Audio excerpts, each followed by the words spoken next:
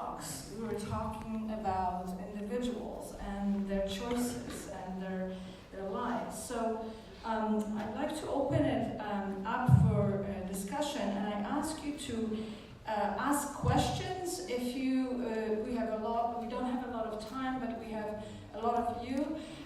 If you have any comments, I ask you to hold them for the break, and you can make them individually to the speakers. So questions from the audience. I see one over there, here, and then back there. Please, sir. Yes. Yes. You. Okay. I have a question to the gentleman who spoke about the trial. To the trials of Germans and Austrians, the last gentleman. I have two questions. The first question is, you mentioned Blumenthal, and you made the observation that Blumenthal said that the Germans were planning also to exterminate the Polish people after they had finished with the Jews.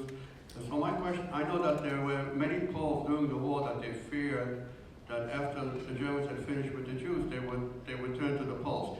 Is there any record that the Germans really planned to exterminate the Polish people in the same way that they did to the Jews? That's my first question. And the second question is about the trial of Jürgen Stroop. In the trial of Jürgen Stroop, did any members of the former Jewish underground, Job, like Yitzhak Zuckerman, did they appear and testify in the trial of Jürgen Stroop? Thank you. Yes. To come to your first question, many historians have, it's not my field, but many historians have uncovered German documents in which clearly plans, you have to make it, let me put it this way anyway. The Germans, the Nazis, the Germans planned to exterminate all Jews from the face of the earth. But they also planned to turn Poland into a slave nation, that is a nation of helots, to serve Germans, and in the process to eliminate its intellectual capital, its intelligentsia. Timothy Snyder, in his recent book, documents this very well, and that there's a strong fear among Poles that after the Jews, then the Poles. But many Jews also felt that way. That's what, to your first question. To the second question, yes, 3 members. Is there any document, German documents, to testify that they planned to exterminate the Polish population? Yes. Yes, instead of enslavement. You know, I don't want to answer that. I have to go back to the documents to look at that. But the perception was that yes. But if I could come to your second question. Yes, 3 members of the Jewish Fighting Organization testified at Stroop's trial. The most famous was Edelman, Marek Edelman, who was one of the commanders of the Jewish Fighting Organization, and he was actually, one could say, he was the star witness at Stroop's trial. And he was testifying about Jewish suffering in the ghetto, and finally he ended in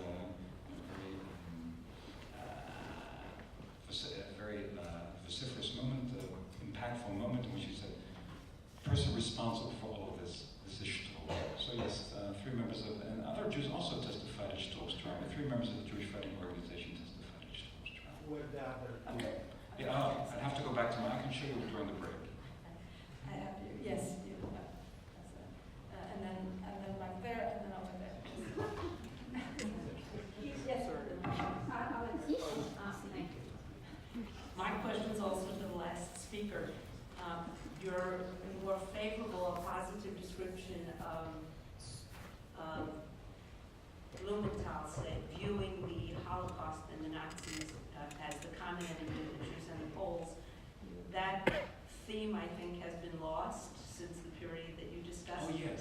I'm wondering if you think that some of the edge in contemporary Poland, the law that Magda discussed about sort of tightening up on the discussion of the Holocaust, would be assuaged a little bit if this theme were, is there a resentment in Poland, and I guess this is the whole panel, that no one's talking about the Baltics in the same way they talk about the Poles, or about the French in the same way that they talk about the Poles. So what kind of work could be done or should be done on this in this direction? I'll start and I'll hand it over to my fellow panelists. I mean, you asked a rhetorical question, in a way. Yes, I think that the period that I discussed, the trials of Nazis in 45 to 59 has been largely forgotten by Poles. That's why I thought it was interesting to resuscitate, and I think that they would help refocus the certain obsessions now in Polish society and Polish government. It would probably be a good thing for Polish society, yes, to have a more balanced view of the way in which Poles, Jews, thought about the war years.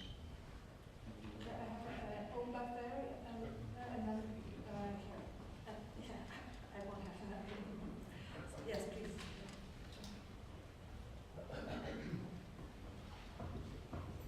In the lead-ups to this symposium, there was one revelation to me, and I'm hoping you'll comment on it, because when we grew up in Hebrew school, etc., we sort of understood that Jews survived in Poland as sort of random basis, and that was kind of the idea. The big shock to me in the earlier lectures was what I understood as the takeaway, that what really happened was that all the Polish Jews, if you will, were exterminated, man, woman, and child, and that the 350,000 survivors were people who either were in the east of Poland and withdrew after the Ribbentrop Agreement was breached by the Germans, with the Russian armies who ended up during the war years in the Russian army or in Russia generally.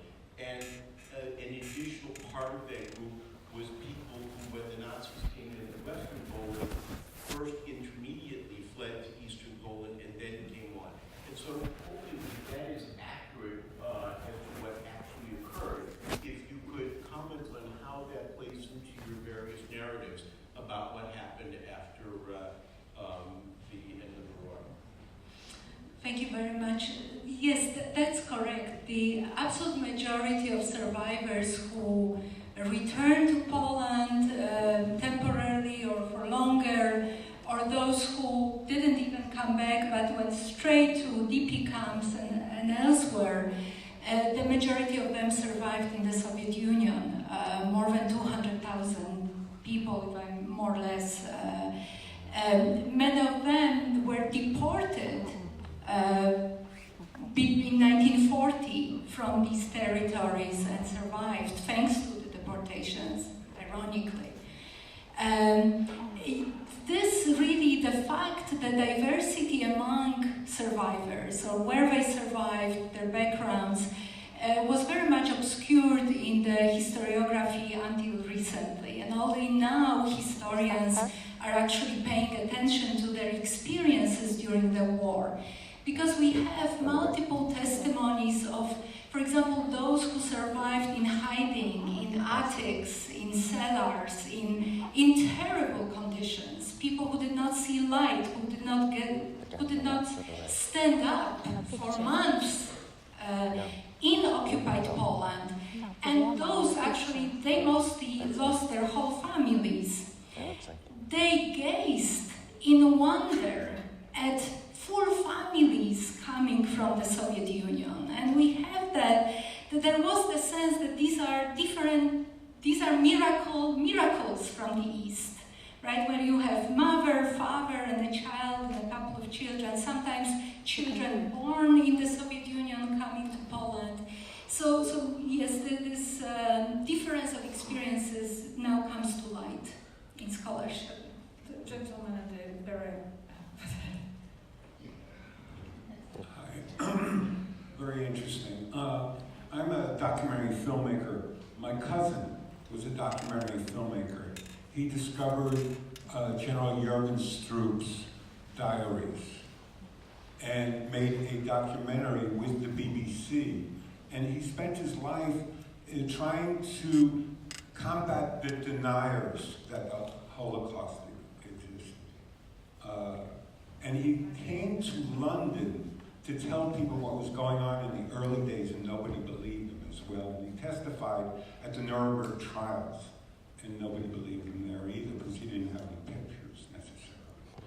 Just wondering about the denial aspect of the Holocaust, and your thoughts on that.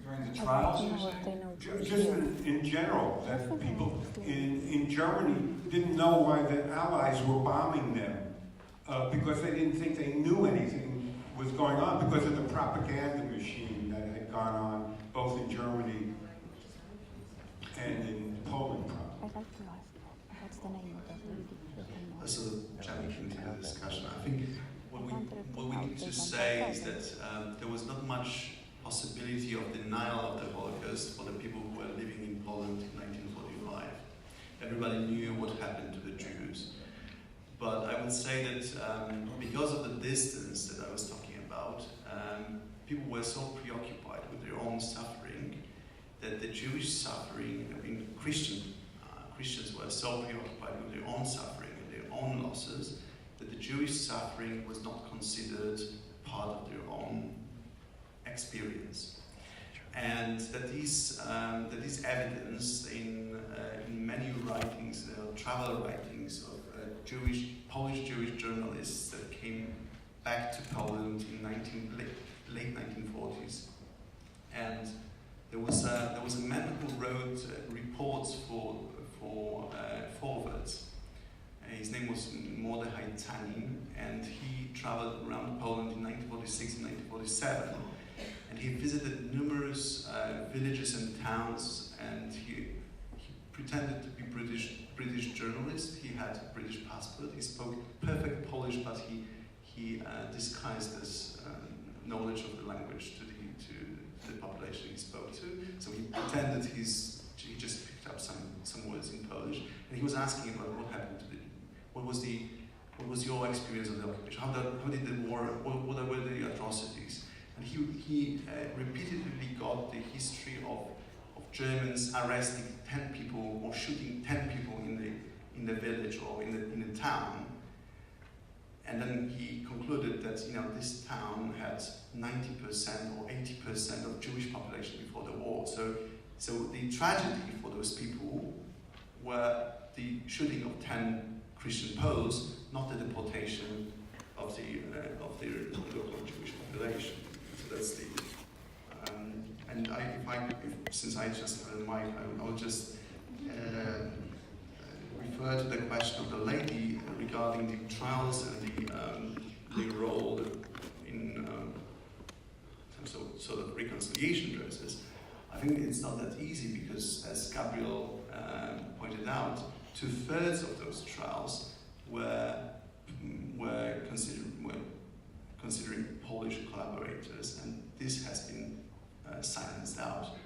So so it's not the matter of what we speak about, what we don't speak about, and it's more the majority. Thank you very much for the excellent presentations.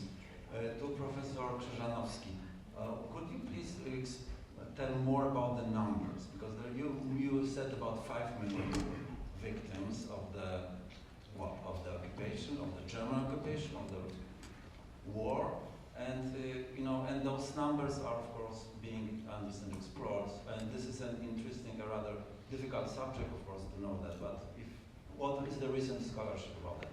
And to Professor Finder, you said about the Polish trials of the Nazis as something that preceded the trial, obviously was as important in a way. My question is whether it had any influence or in America, for example, or in the West, the knowledge of the Polish trials in the West. How was that? Thank you. Speaking about numbers is always very difficult. In this case, it's even more so. Why? Because numbers have been manipulated in the past, but also there are objective reasons why it's so difficult, because of the shifts of the Polish borders. And with Professor Krajewski, we both attended a lecture by Dariusz Stola in Warsaw a couple of weeks ago, who spoke extensively on this issue. And Poland is actually the only country in the European Union that doesn't have, at least according to Professor Stola, that doesn't have reliable statistics for the casualties. So so the recent estimates is that the number of victims, the people died due to the war and the Holocaust in Poland is lower than the official governmental statistics from the communist period that claimed 6 million victims.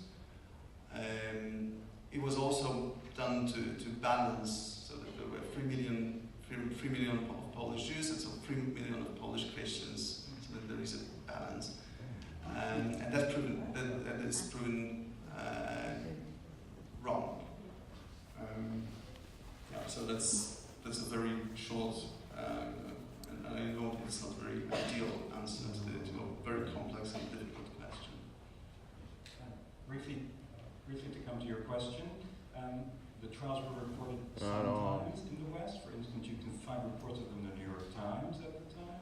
There were occasionally American observers, for instance, Telford Taylor and other lawyers, but they didn't resonate really very long. I think reported and more or less quickly forgotten.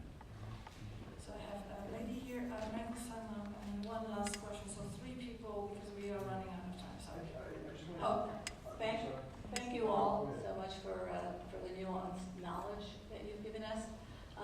My question is for Professor Finder, and that is, do you think that Blumenthal's decision was the correct decision given the constraints in terms of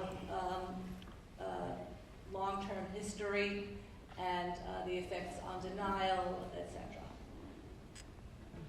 Well, he wasn't thinking about denial, I think, because, again, this was right in the immediate aftermath. No one denied in Poland the Holocaust and the devastation of World War II. It was, as I said during my lecture, there are 2 ways to interpret this comment. One is that it was a practical decision because Jews wanted to continue to participate at trials, and they didn't want to seem that they were emphasizing or overemphasizing the Jewish faith at the expense of the faith of Poles, and therefore they had to walk a fine line, and that's the practical, pragmatic, cynical way of looking at things. And then there's a slightly more positive way of looking at things, that if I had just been Blumenthal, if I hadn't found other Jews who had spoken about linking Poles and Jews, then I would have remained cynical. But the fact that I was able to find similar statements in diaries by very famous victims of the Holocaust, like Chaim Kaplan and Malcolm Levine, and the fact that Philip Friedman made the same comments, I believe, for instance, in an article published in 1949, made me think that maybe there's something positive about it. And I say the date is very important. Philip Friedman left Poland in 1946. He didn't return. He was under no pressure whatsoever. He was living in the United States. He could have said whatever he wanted to say. Blumenthal might have been under pressure, but he could have said whatever he wanted to say, Friedman, and he made the same sort of linkage. Therefore, it tells me that maybe this, again, as my distinguished fellow panelists said, Jews lived in a liminal position, deciding whether or not to stay, how long to stay. And I think for those who thought that they might, or that their lives were going to be spent in Poland, that they were going to make Poland their home for better or for worse, they saw, some of those Jews, at least at that time, saw that there was some linkage between the faiths of Poles and Jews. So Michael Stanley, and one more question here, and then we'll have to. I'm sorry, I know there's a lot of stuff. Thanks. I just wanted to follow up on this statistic, which has a long life of 3 million Jews and 3 million Poles are killed. If I'm not mistaken, it was first contested when Christina Kirsten in 1993 published some work, extensive, and I'm just curious, and then meanwhile, in popular consciousness, it was 3 million and 3 million for the next, period, for the next decades. So I'm just curious, where things stand now. In other words, in popular discourse, is it still 3 million to 3 million? Is that, or is this evidence finally starting to turn it around to where, it's more, well, maybe it's not 3 million, and that of course has endless significance. about popular discourse. Isn't that 1947 report that was created was 3, 2, and 1 in that way that was broken up? I think I try to answer your question by turning it a little bit. I think that what mostly people are now concerned about are not the numbers. It's just the matter of suffering and the social research that is being done now by social psychologists in Poland, such as Michał Bilewicz.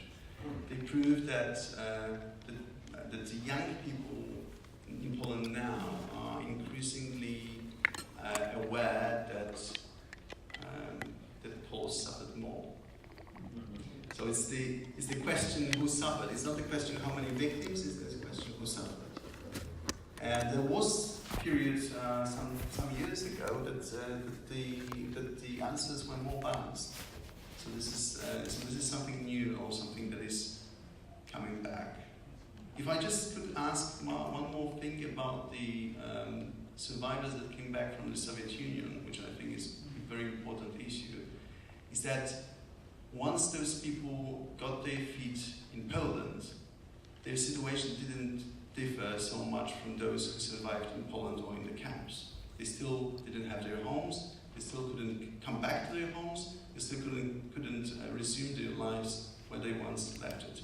So it's very, and they were probably the most, among the groups of survivors, they were the most unaware of what happened in Poland. So they probably had the biggest hopes that they will be able to return. So I have one last question. Okay. I'm sorry that we are running out of time, so just one last question here and we can continue the debate. So. Okay, thank you. I have one question to all three professors. In your study, can you please give us a definition of what is Jewish, what is Polish? And the second is that lady on that picture to the right Julia Brestygierova? Yes.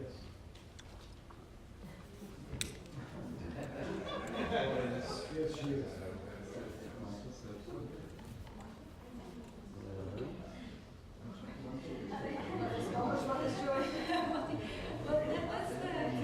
That is eternal question that all of us who study Polish-Jewish history at any point with Jewish history, we struggle with. We contextualize those identities. So that means something different for pre-modern Poland, for modern Poland. It means something different for assimilated Jews and those who are not assimilated, and depending where you also lived. So it's also the question of what terminology you use. I mean, terminology is also politics, and there has been a lot of debate whether using for example, many of us argue that Poles, quote unquote, and Jews, quote unquote, that these are exclusive or excluding, or terms that exclude necessarily.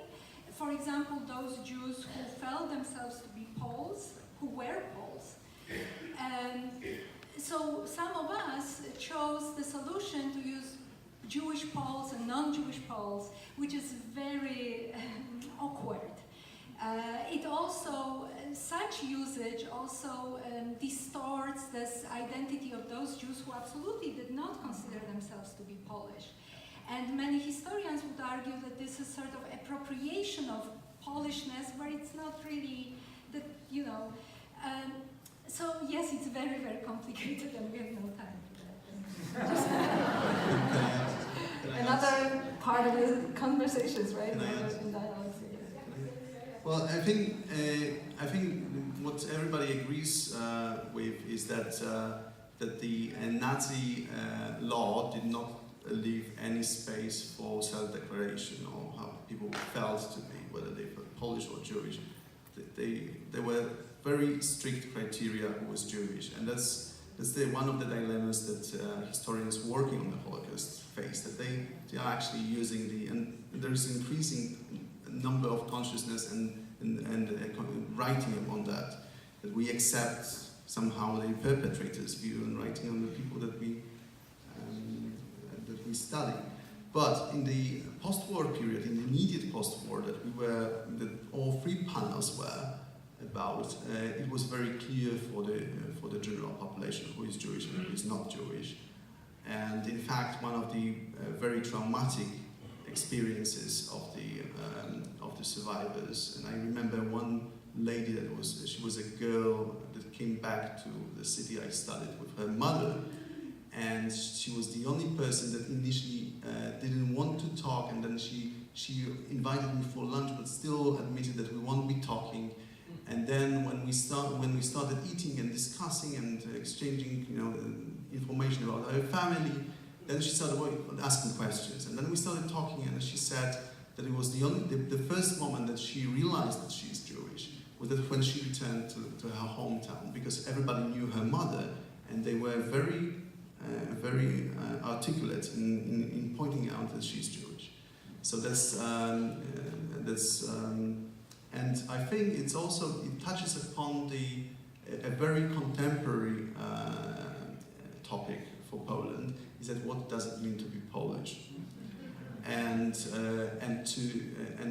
why we assume, and I would say that many people would agree with that in Poland, that being Polish native and speaking Yiddish at home does not make you Polish.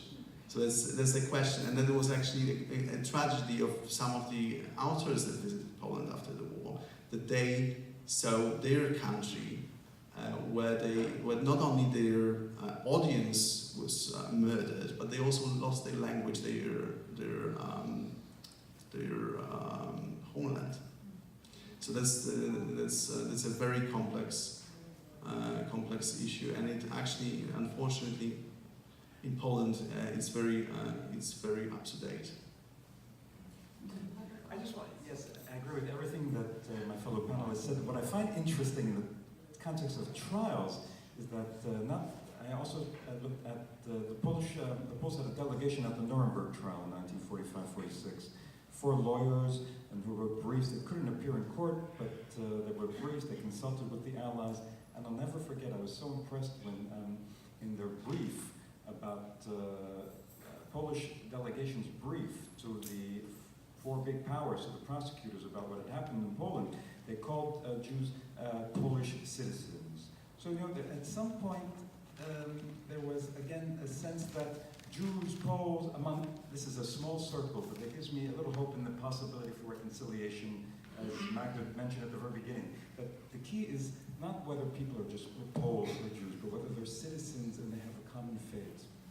And that language is obviously in some of the documents I brought up, the distinction between the Polish nation versus the Polish citizens. So, on that note, we'll break and we'll reconvene at 2 p.m. in the same space.